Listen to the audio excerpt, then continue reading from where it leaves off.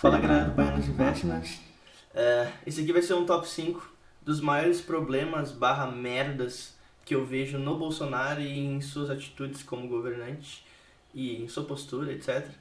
E basicamente é isso. Vamos lá. A primeira merda aqui que eu preciso pontuar, que é uma coisa absurda, mas as pessoas não veem dessa forma, mas é bem estranho ver um governante, um presidente, uma figura tão importante assim, ter uma dicção tão ruim como ele tem, ser um péssimo orador. E isso me irrita, porque às vezes, né, pessoas, péssimos políticos, têm uma lábia muito boa. Eu posso exemplificar, sei lá, com o Ciro Gomes, com até o Lula, e enfim.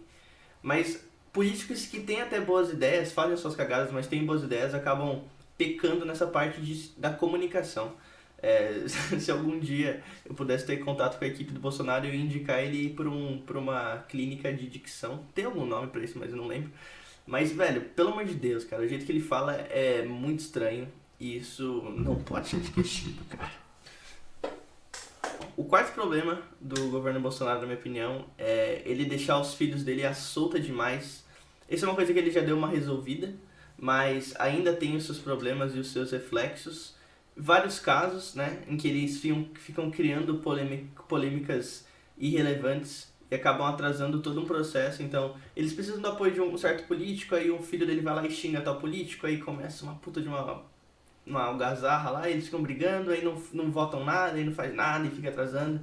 Então, um acerto dele, que eu acho que ele deve ter tido essa conversa com os filhos dele, é tipo: vem aqui filhinhos, vou colocar a colherinha em vocês e fiquem do meu lado e me respeitem porque eu sou o seu pai. O terceiro ponto é a falta de clareza do seu time e do seu partido também, no quesito de posicionamento. Isso é uma coisa que acontece bastante no Brasil devido à dificuldade imensa de se criar partidos no Brasil. Então, alguns políticos, eles simplesmente entram em partidos como figuras independentes. Ele entra lá como um político individual que vai defender suas próprias pautas e não seguir o partido.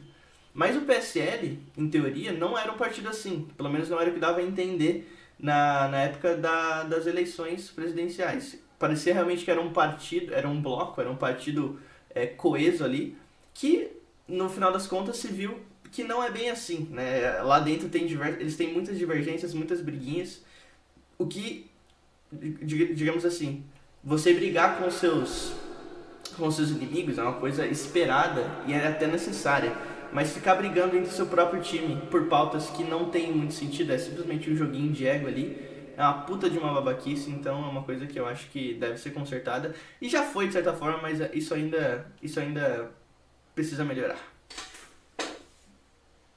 Segundo problema, vai um pouco da postura do Bolsonaro mesmo, do jeito que ele é. Que ele, enfim, na minha cabeça eu acho que ele ainda sente que ele tá naquele clima de eleição ainda, sabe? Que ele tem que ficar se promovendo e tal. E fica focando em coisas que são completamente irrelevantes e criando polêmicas completamente retardadas, né? Tipo aquela vez que ele colocou lá no Twitter, provavelmente não foi ele que escreveu, mas enfim, o que é Golden Shower, sabe? Umas paradas assim pra criticar o carnaval, tipo, pelo amor de Deus, vamos focar no que importa, cara.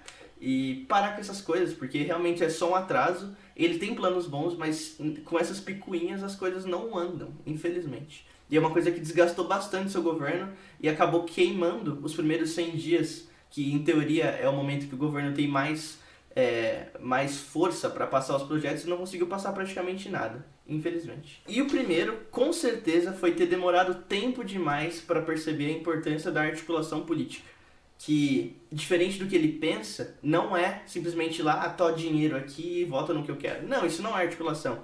Inclusive, essa foi uma narrativa bem ruim que ele tentou passar para os seus eleitores. Ele falava assim: articulação na verdade é propina, é corrupção, mas não é.